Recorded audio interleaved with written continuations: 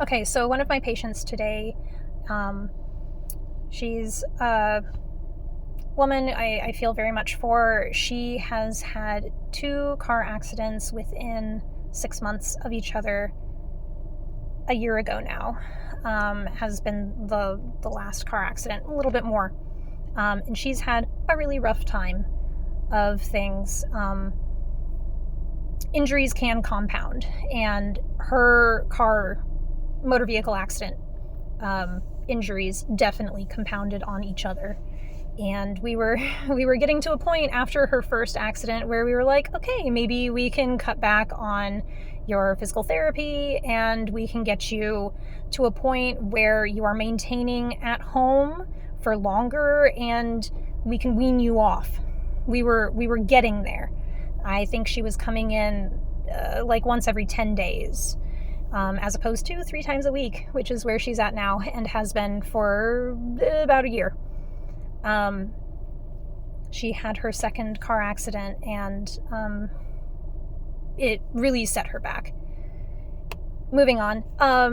So I was doing a little bit of assessment with her today, and we were kind of looking at what are your regular symptoms, what are you capable of doing, where do you feel pain, and with what motion, things like that.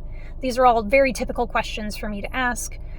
And she mentioned that we had a nice day yesterday, I think it was, and she opened up the house and got some fresh air. The sun was shining. She did some work in the garden, and she was very tired, but she was remembering when she would open up the house and she would just want to crawl back into bed, and she could sleep 16 hours in a day. And I remember that. And I told her then that it was probably good that her body was getting so much sleep because it probably needed it. It probably needed to recover, and it probably needed all of that rest to do the work that it needed for itself. And her body just seized up and it's been really difficult to get it to let go.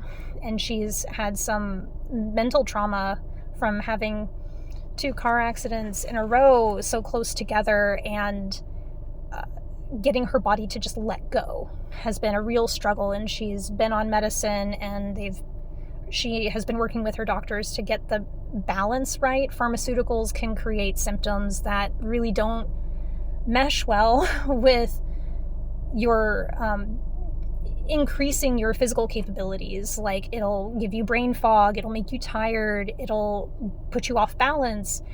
For her right now, most recently, she's been struggling with stomach upset, and she hasn't really been feeling hungry. So if you're not eating, then you're not getting fuel to improve your physical condition.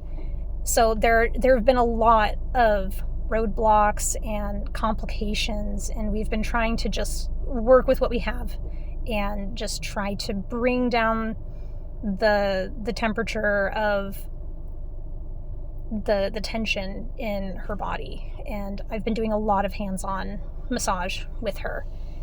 And today she was reflecting on how much she has gone through and where she is at now, and how much she was able to do and how much she is able to do daily. It's not like she's able to have like a busy day and then she has to take 3 days to recover.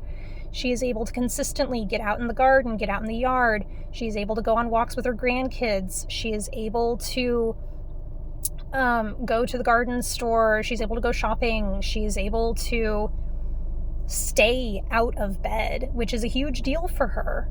And I really encouraged her, take a good look at that and really see these milestones for what they are, and recognize that you are making good progress. And the more you move, the faster this will go. This is a kind of is a quadratic curve where we have very slow progress at the start, and it as we are able to move more, spend more energy in a day, gain endurance, it steamrolls, or snowballs rather.